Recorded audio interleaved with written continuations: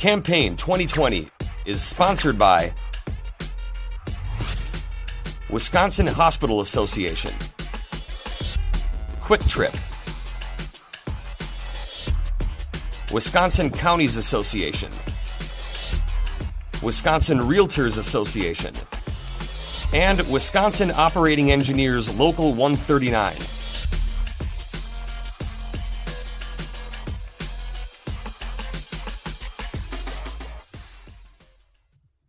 And we're joined by Sylvia Ortiz-Velez, who's a Democrat from Milwaukee running for the 8th Assembly District. Thank you for joining us, Sylvia. Thank you. Good morning. You've been outspoken about President Trump's immigration policies. Over the weekend, a White House official suggested that federal law enforcement agents may come to places like Milwaukee in the wake of what we've seen in places in Portland specifically. What is your reaction to that move? I think that this is one of the worst times in our history as a nation to be having, on top of what everyone's already going through with COVID-19, with the economy, with losing jobs, with just so many things, housing. I mean, the list goes on and on. I think that they need to show some compassion and not do things like this right now. And they shouldn't do these kind of things at all, but definitely not right now. This is horrible. When it comes to the pandemic, another area that's been hit is obviously tax collections in Wisconsin and elsewhere. The governor has warned that tax collections could fall by as much as $2 billion this year. To try to offset that shortfall, would you cut spending or raise taxes and fees to offset the loss? How would you address it? Well, in Milwaukee County, we're actually going through a very similar thing. Worse than most of the state. Right. And unfortunately, there are going to be some tough decisions that are going to have to be made. But when you look at where do you start cutting, it's just like in any household, you start cutting entertainment first. So that's where you start cutting first. It's what you have to start cutting first. And at the county, we have, our parks have had the hardest hit, with furloughed workers, for example, and we've had to make those adjustments there. And we'll have to make other adjustments going forward. So I don't look forward to any of those tough decisions, but we have to prioritize what are essential services. We have to prioritize what are the services that are affecting people the people that are most vulnerable in our societies. So we need to make sure that we're providing those services. But we have to look at, just like you would in your household, what do you cut first? You cut your entertainment. You stop going out to eat. You start cooking at home. So, we're going to have to make some tough decisions. So, and as far as Milwaukee County, Milwaukee County just recently passed a resolution for the state to allow us to raise our sales tax. So I think we still need to look at that for several reasons, because we pay some of the lowest sales tax in the whole state, or in the whole country, actually. And it's fair that people coming in and out of Milwaukee County, utilizing our infrastructure, help pitch in. So we still need to keep going to push for the sales tax, which is most equitable, so that it's not landing always on a property taxpayer. I'm one of the only candidates that pays property taxes in this race. And I know that it's always on the property taxpayers. And a lot of people in my neighborhood are on fixed incomes and can't afford to have an increase in their property taxes. So I would not support that. But I would support an increase in sales tax. And we should be absolutely doing that. So. The legislature is obviously shaped by who draws the maps, who draws the districts. Who do you think should draw the next set of lines? Governor Evers is working on his People's Maps Commission. Obviously, the Republicans who control the legislature want to draw the maps. Who do you think should draw those lines? Well, this is something that I have really passionate opinions on, because I have a degree in political science. And I have been instrumental in the past in creating maps, both at the county and at the city. And what I can tell you is that it is very important who is drawing the maps in the process. That first of all, it's always important to make sure that we have as many people participating in our democracy as possible with that principle in mind. We also need to make sure we protect minority representation. But we need maps that reflect the will of the people in our state, period. And I have always felt, and I said this a decade ago, that no elected officials, whether it's at the county level, the city level, the state level, should be drawing their own maps. It should be done by an independent group of people as much as that's possible, to be done in a way that gives voice to the people, because that's the point of governing and being a representative. I know we've spoken in the past about hemp and hemp at the domes. Obviously, a different topic is marijuana, but do you support legalizing both medical and recreational marijuana? Where do you stand on that issue? Absolutely. I support both. But I realistically believe that more than likely, if something did pass in our state, it would have to start with medical. But I believe in both. And it's something that a lot of people don't quite understand too, is that in my district, 53215 and 53204, we have the highest deaths anywhere in the state for opiate and heroin overdoses. And there's been a lot of people in my district. I was just over the weekend speaking to someone who has been clean for 10 years now. And they use cannabis. They use cannabis. They told me their type of pain that they have, it needs the whole plant. So CBD is great, having, CBD and having medical. This is a person that could need it for medical. But the problem with that is that people who suffer, for example, are veterans who suffer from PTSD. They're not going to go see a doctor. Some of them are not going to go and talk to someone, but they're still suffering. And the medication can give them help, but they're never going to go and see a doctor. So these people are, they're being harmed by not being able to have access to the plant, whether or not they have a medical card or not, because many of them are not going to seek treatment, but still need medicine. So for that reason, I'm a widow of a veteran. So veterans are people that I think very highly of in my mind. One of the reasons why I would support a full legalization is because many of our veterans are not going to go and get treatment. They just simply don't. So they shouldn't have to be sick they shouldn't have to go to a doctor and prove that they're sick to get medicine. So. What do you think the legislature should do to try to address racial inequalities and disparities in Wisconsin, which has obviously been a long-time problem for the state? Well, I can tell you one thing the first thing they can do is give us Milwaukee County, a majority county of taxpayers, our fair share of our shared revenues, so that we can fund our public governments and our local governments, so that people will have access to services, so that we don't have people suffering, so that we have money to provide mental health services, so that we have money to provide opiate and addiction services before they hit our courthouses, before they get in our systems, so they can get access to that, but we don't have the money. So first they can provide equal services to a minority group of people that are not receiving adequate or equitable access to public services. That's the first thing they can do. When it comes to property taxes, Wisconsin has some of the highest in the nation, which is why school districts and local governments can levy, what they can levy in property taxes is obviously limited or capped. They can pass referendums, but they have to go through the referendum process. If you're elected, would you vote to keep those property tax caps in place or eliminate them? I would absolutely vote to keep them in place. Absolutely. But again, I do support, especially for Milwaukee County, the ability for counties to make the decisions whether or not they can raise the sales tax. So I think that needs to be a tool given to local governments.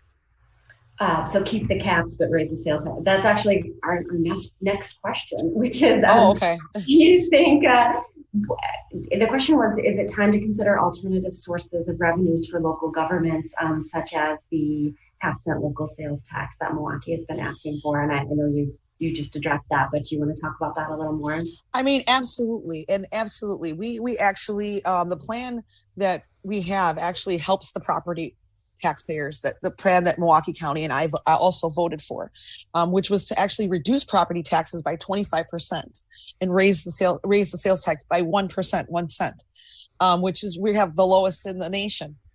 So it's really, and also we're able to collect from people that are coming into Milwaukee County that are utilizing our infrastructure, but they're not paying in. We need to move forward on that plan. The plan actually, the resolution we passed actually just allow us to have a referendum on it, at least let the people vote on their own future and their own quality of life issues in our communities. And we're not even allowed to do that. I think we need to continue down that path, of course, but I also think, there's other things that we need to do to take action. And, but Milwaukee County, we need a better deal from our state, on shared revenues as well. So it's a combination of things, but yes, absolutely. We should absolutely raise the sales tax by a cent. We can reduce the property tax burden on the property tax owners. So it's a win-win for everyone. We should take the burden off the property taxpayers. Another area that's facing I also wanted to mention one other thing, ma'am. Oh, sure. When you talk about additional revenues, this is one of the areas that I am very interested in, and I just wanted to mention one other additional revenue that the counties across our state can look into, which is enacting a fee on Uber and Lyft, which are transportation network companies. This has been done in over 20 other places across our country. It can actually help us to fix our infrastructure, our roads, and our potholes. A small fee of 50 cents to 75 cents could really make a huge impact on the quality of life for all of us here in Milwaukee County. And it can be a tool that can be used anywhere in our state. It can help other places. And a lot of small towns, a lot of their budgets are road repair and pothole. What we have found is wherever Uber and Lyft have gone in, we've had more wear and tear on our roads. We've had more drop in transportation ridership. So this can help supplement. This money can go for public transit, and it can go to fix our public roads all across our state, including here in Milwaukee County. You're apparently a mind reader, because the next question is actually going to be about roads. So, okay. Wisconsin has never found a stable way to pay for its highways. As you just mentioned, road conditions are obviously an issue in Milwaukee and around the state. Governor Evers had suggested raising the gas tax. Would you vote to raise the gas tax to help fund road construction, road repair? I would. Yes, but I would also, allow the counties to enact a fee on Uber and Lyft, because the property taxpayers are already paying for a commercial industry to operate on our roads, and they are not paying our state. Basically, they pay a flat fee, which they got a sweetheart deal under our current state statutes when they wrote them in 2015. I don't think that they envisioned what this would become. The other thing to look at, our local government here at our city and the health department, they need to take a look at it. But I know this is more of a city issue, but it affects the whole state because it affects the well-being of our communities. It has to do with Uber Eats and other companies that deliver food, because nobody's regulating this industry. And this is an industry that needs to be regulated because, can you imagine getting a burrito 2 hours later? It had sour cream in it. I could go on and on. But so I think that they need to they need to absolutely would support the sales tax or the tax on the gas, because it's everybody's using it, and everybody has to pitch in for our roads, including Uber and Lyft and other transportation network companies that are utilizing our roads. Thank you. So the gas tax plus the Uber and Lyft fee to help fund the roads. Okay. Mm-hmm. When it comes to coronavirus and the COVID-19 pandemic, obviously healthcare providers have been hit hard in the midst of all of this. They've been doctors, healthcare providers, nurses working nonstop. But do you think the legislature should make hospitals a greater priority in the next budget cycle? Obviously, we don't know how long the pandemic's going to last, but what do you think about that? Well, and not just the hospitals, but also our healthcare system. Right? Obviously, as this pandemic has shown, healthcare, it should be it is a fundamental. It's always been a fundamental human right, but I think this points it out. And then also, there's a lot of disparities, as you know, when it comes to people of color in the healthcare system. Yes. And I think that this pandemic has also shown the effects of those disparities. I can tell you, I will always fight to make sure that we have access to adequate health care in our state. And we should absolutely expand Medicaid and Badger Care in our state. There's a lot we need to do. So that's a good start to look into our hospitals, but we need to do more than that, a lot more than that. Look at the whole system, access, outcomes, all of it. Obviously, the local health clinics are in Milwaukee have played a key role in testing. We've seen the 16th Streets, north side, south side, also playing a big role in getting the testing out so people can find out if they're positive or not. Do you think that businesses that follow all of the prescribed practices and recommendations when it comes to combating coronavirus should be immune from lawsuits, or do you think that they should still be able to, be sued if there's an outbreak linked to them? No, I don't. I mean, I feel if you've taken every bit of precaution, just like all of us can, and we do every day, things still can happen, and they should not be liable when they have taken all their precautions that they can take. And people as well need to take all the precautions personally as well. So there has to be some sense of personal responsibility as well for behavior.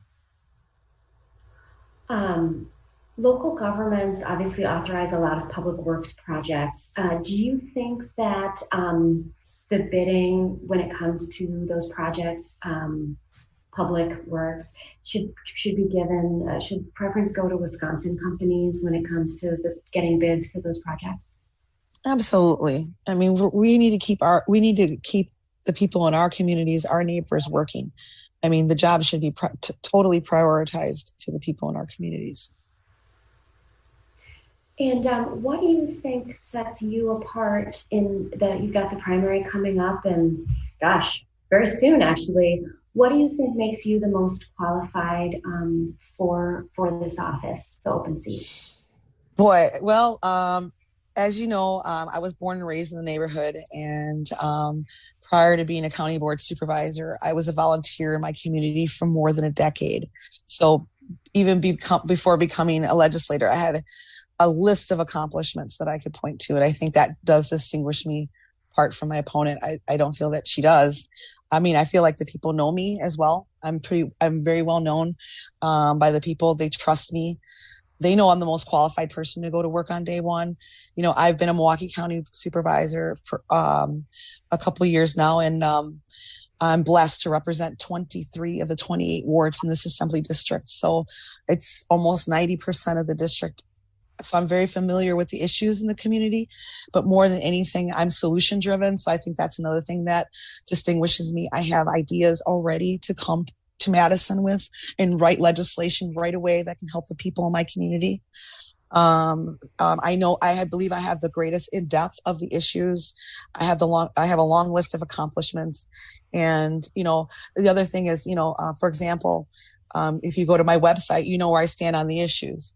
And it's Sylvia Ortiz-Velez.com. You can see where I stand on the platform, where I stand on the issues. So I've been very transparent on where I am on the issues, and I think that's another big difference. I feel like I have the best plan to lead, and going forward, I'm the only candidate that's been on the ground in redistricting and has the experience. So I'm the candidate that's most qualified to go to work on day one, and I can't wait to get to work. And thank you for the question. If you are elected, you mentioned that you feel like you'd be ready from day one to start writing legislation. Absolutely.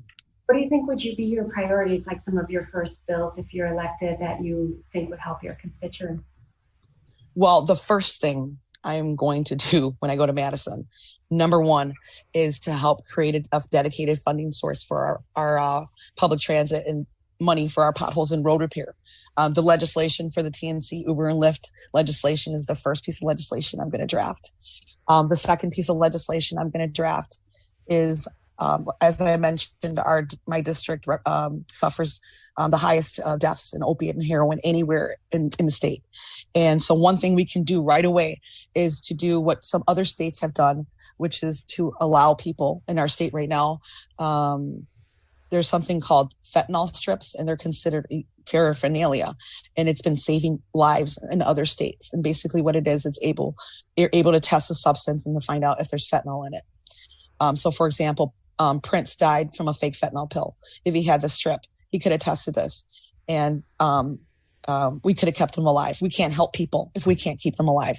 They do need more than just being kept alive. They need mental health. We need to be able to provide those services and other wraparound services, but first we need to keep them alive. So that's something we can do right away to start saving lives all across our state. Those are some of my top priorities, fighting to make sure that Milwaukee County is getting its fair share of property taxes back to Milwaukee County. That's my number one priority. And my number three, those are my top three priorities. Absolutely. And then I have to say also cannabis legislation. Well, if I had to pick, I have a lot of things that I want to do. If you want to learn more about what I want to do, you can look at my platform. But those are my top picks. Well, thank you so much for your time. I know you're obviously very busy, and so we appreciate you talking with us and talking more about your stance on the issues. No, thank you. Thank you. And when will this be airing? I didn't ask you before. I'm sorry. Campaign 2020 is sponsored by Wisconsin Hospital Association, Quick Trip, Wisconsin Counties Association, Wisconsin Realtors Association, and Wisconsin Operating Engineers Local 139.